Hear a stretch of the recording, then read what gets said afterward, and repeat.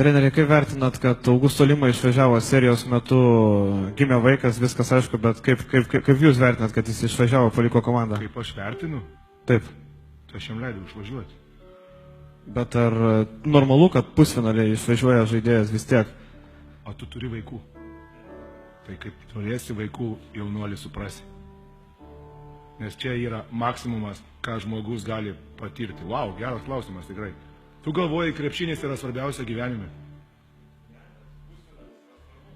Pusfinalis? O kam jisai yra svarbus? Kuriai? Tu matei kiek žiūrovų?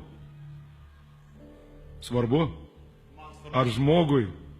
Tai tu kaip vaiką pirmą savo pamatysi, tai tu suprasi, kas yra gyvenime svarbiausia. Ateik su manim pašnekėti tada. Nes nieko negali būti didingesnio pasaulyje kaip vaiko gimimas. Patikėk manim. Nei titulai, nei niekas. Augusto Lima yra dabar padangėse ant emocijų. Aš labai džiaugiuosi už jį.